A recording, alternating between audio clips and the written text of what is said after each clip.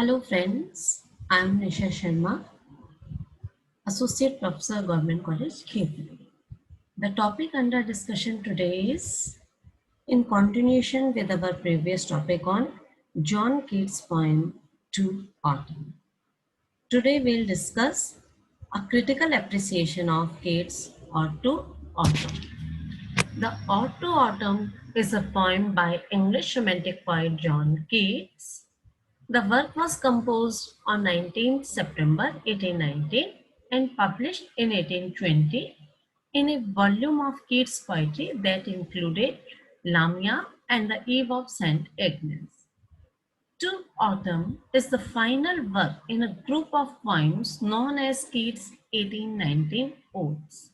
Although personal problems left him little time to devote to poetry in 1819, he composed To Autumn after a walk near Winchester one autumnal evening. The work marks the end of his poetic career as he needed to earn money and could no longer devote himself to the lifestyle of a poet. A little over a year after the publication of To Autumn, Keats died in Rome. The work has been interpreted as a meditation on death, as an allegory of artistic creation, as Keats' response to the Peterloo massacre, which took place in the same year, and as an expression of nationalist sentiment. One of the most anthologized English lyric poems, To Autumn has been regarded by critics as one of the most perfect short poems in the English language. On 19 September 1819, Keats walked near Winchester along the River Achen. In a letter to his friend John Hamilton Reynolds, written on 21st September, Keats described the impression the scene had made upon him and its influence on the composition of To Autumn. How beautiful the season is now, how fine the air, a temperate sharpness about it. I never liked stubble fields so much as now. Somehow, a stubble plain looks warm in the same way that some pictures look warm. This struck me so much in my Sunday's walk that I composed upon it.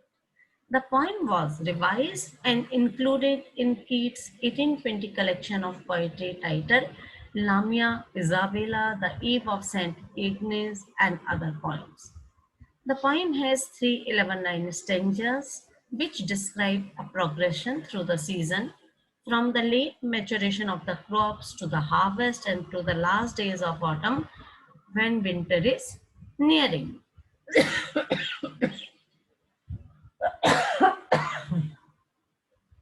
The imagery is richly achieved through the personification of autumn and the description of its bounty, its sights and sound. The poet presents autumn as a representative of natural world. The poem explores the beauty of autumn in three different stages. First, autumn is a friendly conspirator that collaborates with the sun to bring richness, ripeness, and fullness to the fruits. Secondly, it is a witness who sees the end of ripening and the completion of harvest. Thirdly, it is represented as a musician who plays sweet melodies. Thus, Keats glorifies autumn with all its bloom and shows no pain and misery running in this season. However, what appeals the readers is the splendid description of autumn and the message that autumn is not always melancholic and also has its own pleasures. Now we'll go through a brief summary of the poem. To Autumn describes in its three stanzas three different aspects of the season: its fruitfulness, its labor, and its ultimate decline. Through the stanzas, there is a progression from early autumn to mid autumn and then to the heralding of winter. Parallel to this, the poem depicts the day turning from morning to afternoon and into dusk. These progressions are joined with a shift from the tactile sense to that of sight and then of sound, creating a three-part symmetry which is not present in Keats' other chords. As the poem progresses, autumn is represented metaphorically as one who conspires, who ripens fruit, who harvests, who makes music. The first stanza of the poem represents autumn as involved with the promotion of natural resources, growth, and ultimate maturation. Two forces in opposition in nature, but together creating the impression that the season will not end. In this stanza, the fruits are still ripening and buds still opening in the warm weather. Stuart Sperry says that Keats emphasizes the tactile sense here, suggested by the imagery of growth and gentle motion, swelling, bending, and plumping. In the second stanza, autumn is personified as a harvester to be seen by the viewer in various guises performing laboring tasks essential to the provision of food for the coming year. There is a lack of definitive action, all motion being gentle. Autumn is not depicted as actually harvesting, but as seated, resting, or watching. In lines 14-15, the personification of autumn is an exhausted laborer. Near the end of the stanza, the steadiness of the gleaner in lines 19-20 again emphasizes a motionlessness within the poem. The progression through the day is revealed in actions that are all suggestive of the drowsiness of time. The harvested grain is being winnowed. The harvester is asleep or returning home. The last drops issue from the cider press. The last stanza contrasts autumn sounds with those of spring. The sounds that are presented are not only those of autumn, but are essentially the gentle sounds of the evening. Gnats wail and lambs bleat in the dusk. As night approaches within the final moments of the song, death is slowly approaching alongside the end of the year. The full-grown lambs, like the grapes, gourd, and hazelnuts, will be harvested for the winter. The twittering swallows gather for departure, leaving the fields bare. The whistling redbreast and the chirping cricket are the common sounds of winter. The references to spring, the growing lambs, and the migrating swallows remind the reader that the seasons are a cycle, widening the scope of this stanza from a single season to life in general. Of all of Keats' poems, To Autumn, with its catalogue of concrete images, most closely describes a paradise as realized on earth, while also focusing on archetypal symbols connected with the season. Within the poem, autumn represents growth, maturation, and finally an approaching death. There is a fulfilling union between the ideal and the real. Now we come to the theme of the poem. In the extraordinary achievement of this poem lies in its ability to suggest, explore, and develop a rich abundance of themes without ever ruffling its calm, gentle, and lovely description of autumn. Contentment, the natural world, and the passing of time are the major themes grounded in the poem. We can discuss the theme under the following heading. First is beauty and depth.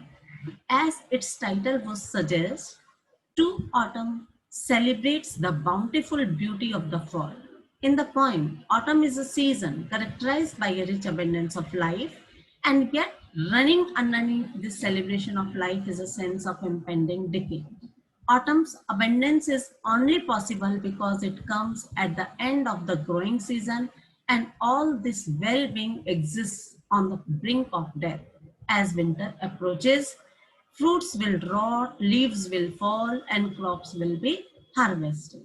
This doesn't diminish the loveliness of autumn, however, and instead suggests that beauty shines all the more powerfully in the moments before it will soon be gone. In a way, then death is just as much a part of autumn's loveliness as is life. The speaker envisions autumn as a transitional season that crosses the line between abundance and decay. The second stanza takes up this idea by focusing on the harvest, describing the winnowing wind, the half-ribbed furrow, and the harvester's hook. Each of these images depicts the separation and cutting associated with farming, especially the hook or the scythe. Each also clearly evokes death. But the speaker softens these images, lending all this death a kind of pleasure. The winnowing wind results in hair soft lifted. The personified autumn lies sound asleep on the half-reed furrow, and the scythe does not cut but spares the next one. The poem ultimately presents death as a short, peaceful rest at the end of frenzied activity. To this end, the speaker depicts the day's transition into the night and the broader seasonal transition into winter as a process similar to falling asleep. First comes the onset of evening as barred clouds bloom the soft dying day. Like autumn and its fruits, the day is dying but softly. Next, the dying sunlight touches the stubble plains with rosy hue. It makes the freshly mowed plains, enemies of death, appear gentle and beautiful. Meanwhile, a chorus of animals elegizes the end of autumn. Knowing death is on the horizon, the speaker interprets the next hum as wailful and mournful. The speaker also recognizes beauty in the singing crickets and the robin who whistles with treble soft. Finally, the swallows gather and sing against the void of the darkening sky. All this music, which might appear any time of year, takes on a special beauty in the gathering shadow of death. Next theme is embracing the present. In True autumn, the speaker stays rooted in the colorful world of the moment. The speaker urges personified autumn not to think about the songs of spring, but rather to appreciate that thou hast thy music too. That is, the speaker asks both autumn and the reader to focus exclusively on the here and now. Yet, even while focusing on autumnal imagery, the speaker can't help but be reminded of what comes before and after this particular season. As such, the poem suggests the embracing the present somewhat paradoxically leads to a deep appreciation of the past and future as well. The poem also recognizes that autumn only appears as the end of a long process of growth and ripening. Indeed, focusing on the fruits of the present leads to an obvious question: where did all this come from? To answer it, the poem must acknowledge autumn's precursor, summer. For instance, the bees see autumn as a lovely extension of summer. They think warm days will never cease, for summer has overwhelmed their clammy cells. In other words, the bees recall the summer that enabled their lives to thrive. On the one hand, then, the poem urges readers to simply stop and take in the beauty of this particular moment. At the same time, the poem subtly implies that to do so properly requires an appreciation of everything that led to this moment, as well as an appreciation of what will come next. To that end, the poem presents autumn as a sort of mixture of winter and spring by highlighting features shared among the seasons. First off, both autumn and spring are full of noise and diverse life. The bleating lambs, whistling robin, twittering swallows of the third stanza might just as well appear in a description of a spring morning as might the river shallows, has, and garden. At the same time, these images hint at the impending winter and its associated forms of death. The lambs, for example, are full grown and therefore ready for slaughter. The swallows, which would perish in the cold, are gathering to migrate south. Thus, although autumn is distinct from these other seasons, it contains hints of each of them in its characteristic imagery. The poem conveys autumn's depth without explicitly referring to the other seasons. Instead, it focuses on thy music, autumn's music. At the same time that it distinguishes autumn, this lively, mournful music joins it with the past and future. Now, structure. The autumn is a poem of three stanzas, each of 11 lines. Like other of Keats' odes written in 1819, the structure is that of an oral hymn having three clearly defined sections corresponding to the classical divisions of strophe, antistrophe, and echo. The stanzas differ from those of the other odes through use of 11 lines rather than 10 and have a couplet placed before the concluding line of each stanza. To autumn is written in iambic pentameter with 5 stressed syllables to a line, each usually preceded by an unstressed syllable. The rhyme of to autumn follows a pattern of starting each stanza with an AB pattern, which is followed by rhyme scheme of CDE, DCCE in the first verse and CDE, CDDE in the second and third stanzas. In each case, there is a couplet before the final line. Thematically, the first part of each stanza serves to define the subject of the stanza, and the second part offers room for musing, development, and speculation on that subject. Now we'll make an analysis of literary devices used in the poem To Autumn. Literary devices are used to bring richness and clarity to the text. The writers use them to make their text appealing and meaningful. In fact, with the help of these devices, the writers can touch the hearts of the readers. Keats too has used some literary devices in this poem to capture the beauty of autumn. The analysis of some of the literary devices used in this poem has been given in this manner. First is rhetorical question. Rhetorical question is often used to make a point and not to receive an answer. Keats has posed rhetorical questions in the second and third stanza to emphasize his point, such as where are the songs of spring?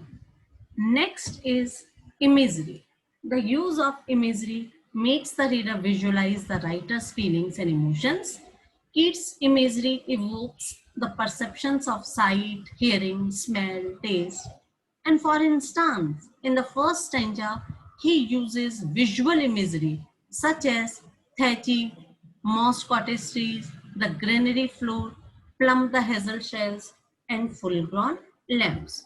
There is also olfactory sense of smell, olfactory imagery in the second stanza, such as the fume of poppies and sweet kernel. Tactile imagery is used in the last stanza. Tactile is touch, that is clammy cells, winnowing wind. Now, personification. Personification is to give human characteristics to non-human things. Keats has used personification in the opening lines of the poem. Season of mist and mellow fruitfulness, close bosom friend of the maturing sun. He personifies the autumn season and the sun by calling them friends as if these abstract things are humans with intimate relations. He has also made use of Hellenism, and that is seen when he sees autumn as a harvester, as a winnower, as a reaper, and as a gleaner. Apostrophe. Apostrophe is a device used to call somebody from afar. The poet has used this device in the 12th line where it is stated as, who hath not seen thee of amid thy stew? In this line, the poet directly addresses the imaginary character autumn. Symbolism. Symbolism is using symbols to signify ideas and qualities, giving them symbolic meanings that are different from the literal meanings. Keats has used a lot of symbols in this poem, such as autumn symbolizes the women and the sun symbolically stands for a male. Similarly, gathering swallows symbolizes the end of autumn. The poet has also made use of simile. Simile is a figure of speech used to compare an object, animal, or person with another object or person or animals to make its meaning clear. Keats has used simile in the 19th line, and sometimes, like a gleaner, thou dost keep Here he compares autumn with a person who gathers the remaining food from the field. Assonance. Assonance is the repetition of vowel sounds in the same line. For example, O sound in among the river shallows born along. Consonance. Consonance is the repetition of consonant sounds in the same line, such as the sound of T in and touch the stubble plains with rosy hue, and S sound in spares the next sweat and all its twined flowers. The literary analysis shows that Keats has skillfully discussed the majestic beauty of autumn by implying these literary devices. Thank you.